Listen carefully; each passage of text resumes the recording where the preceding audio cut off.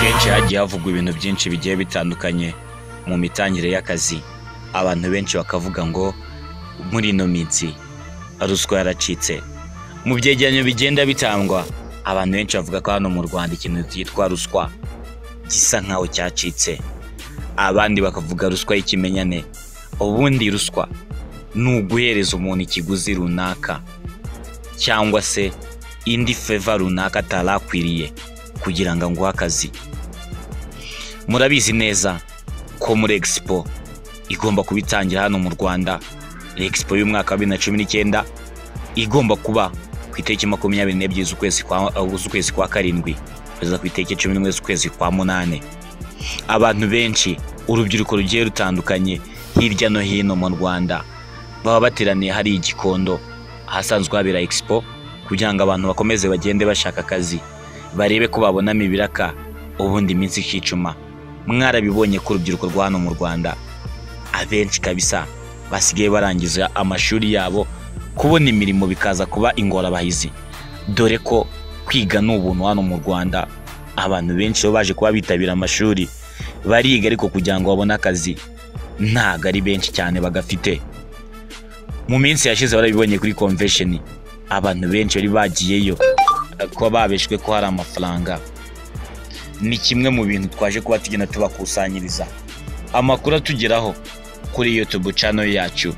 Hari igikondo, ikintu cyitwa ruswa kirimo cyagenda kivuza ubuhuha. Iyo ugeze hano igikondo, hano hasanzwe habera Expo, uhasanga urubyiruko rwinshi cyane bafite amadokima agiye atandukanye baje gushaka imirimo muri Expo igomba kubitangira ku itariki 22. Ariko mu by'ukuri amakuru twaje kuba tuhasanga nuko abahungu barimo baragenda birengagizwa. Abahungu ntago barimo baragenda bahabwa akazi, n'abakobwa batari beza nta kazi barimo baragenda bahabwa.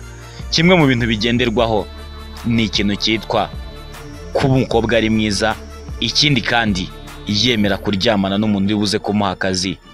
Abakobwa badafite ibibuno binini, abakobwa badakeye mu maso, abakobwa batemera kuba bakemana n'abakoresha ntago urimo baragenda babona akazi. Umukobwa ari mwiza nicyo cyambere kirimo cyagenda kimuhesha akazi, dore ko bamwe mu bakobwa benshi bari hari igikondo baje kuba bagenda bahabwa akazi.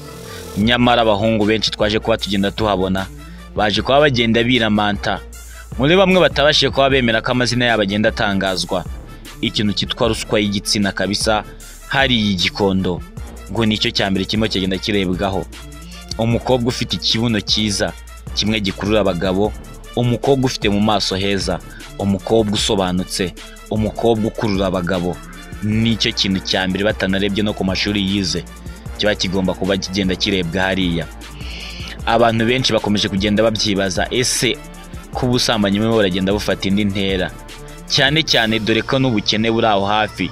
Benshi barimo kwemera kugurisha imibiri yabo kugira ngo babone akazi, byibura babone ko babone icyo kwambara cyangwa se banigurira n'ibindi bintu byiza bakeneye. Babwira nti tuzakomeza tubakurikirane no nkuru y'imitangire y'akazi hariya muri Expo Ground igikondo, dore ko ari hafi yacu. Abantu benshi dukomeje kugenda dukurikirana, bivuga ko ruswa y'igitsina hari igikondo kabisa ari cyo kintu cyambere kirimo kiragenda ritangisha akazi. Mukomeze mukore subscribe, munakore share kugira ngo n'inshuti zanyu zigende zibibona muri rusange.